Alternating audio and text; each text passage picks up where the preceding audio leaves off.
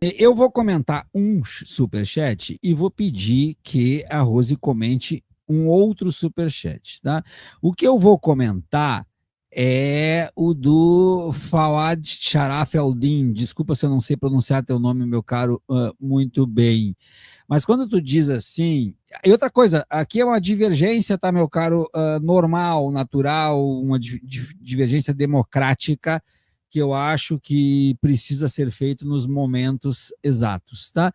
Então tu colocaste assim, saudações ao DCM, seus convidados e seu respeitado público que pertence à humanidade e a seus nobres princípios. Eu não gosto disso. Sincero, estou sendo sincero contigo. Eu não me sinto parte de um recorte que possui humanidade e nobres princípios.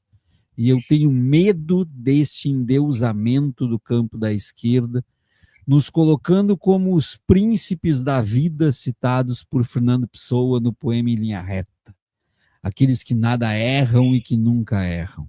Não, eu discordo, acho que nós somos um campo de luta, acho que nós somos um campo que busca o respeito, que busca a tolerância, mas que busca, não que necessariamente estamos blindados de qualquer possibilidade de preconceito e de discriminação, porque isso não seria verdade. Nós temos muito problema, por exemplo, de misoginia e racismo no nosso campo.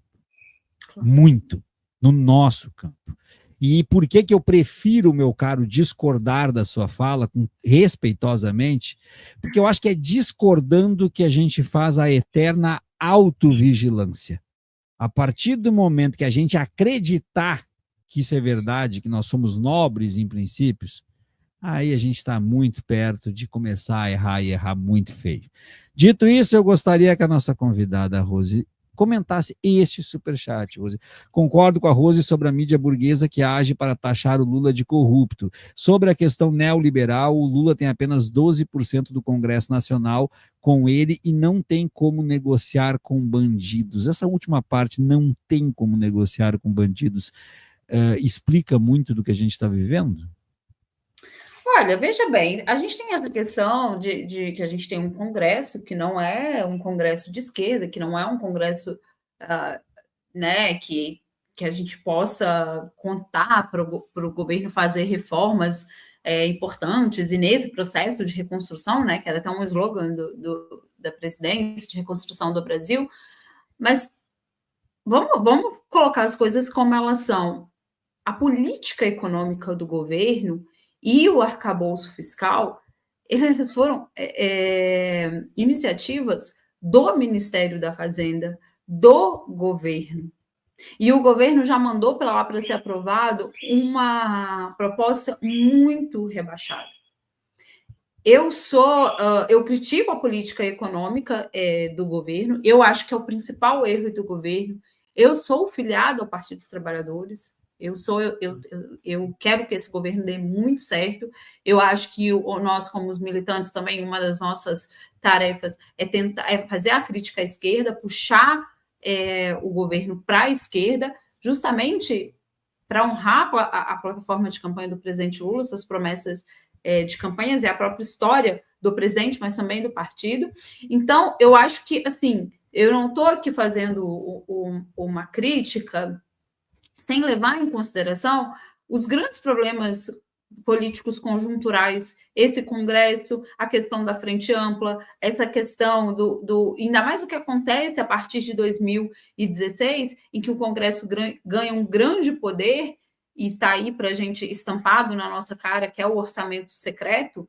Inclusive, o Hugo Mota, que é o novo presidente da Câmara, quando ele toma posse esse ano, ele faz um discurso praticamente defendendo o parlamentarismo, né, de que porque eles sequestraram uma parte do orçamento da União e decidem como vão ser gastos. Então, a gente tem todos esses problemas, é o orçamento secreto, a dificuldade que tem de quebrar essa lógica, né? A gente viu lá algumas iniciativas do Flávio Dino, a gente tem essa questão da frente ampla, enfim, o Congresso como todo, uma extrema-direita que se mostra resiliente, apesar de tudo, apesar de todos os reveses que eles vêm sofrendo, estão aí sendo, né, sentando no banco dos céus como golpistas, mas eles ainda têm uma base que é muito fiel, radicalizada. Então, há muitas dificuldades. E quando eu falo essa questão da política econômica, é justamente isso, porque, obviamente, que a briga ia ser dura.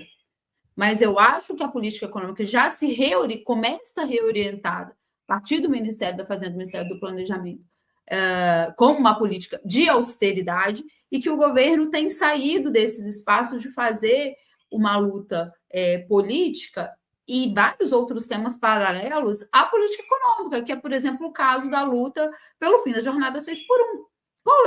O que de fato que o governo está fazendo para ajudar essa luta?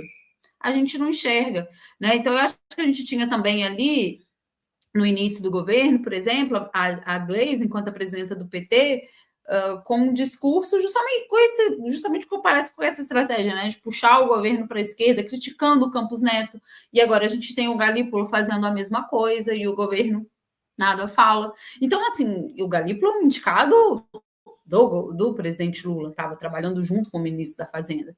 Então, eu acho que sim, a gente tem muitos problemas da nossa estrutura política, do nosso Congresso, e disse aqui, frente ampla, orçamento secreto, é esse centrão querendo cargos, enfim, até de fazer as alianças, a própria distribuição de poder no Brasil, né, ter que lidar com hoje governadores de extrema-direita, Caiado, Tarcísio, Romeu Zema, enfim, há todos esses problemas. Mas eu acho que o governo ainda precisa fazer a luta, precisa abandonar uma política econômica de austeridade e fazer a luta política sobre vários outros temas. O da jornada 6x1 é um exemplo, que ficou muito popular, mobilizou muitas pessoas, mas a gente não vê, por exemplo, o ministro do Trabalho, claramente, qual é a posição do ministro do Trabalho sobre isso? O que eu vi o ministro do Trabalho falando sobre isso é que ia precisar ver, né, que o governo ia estar...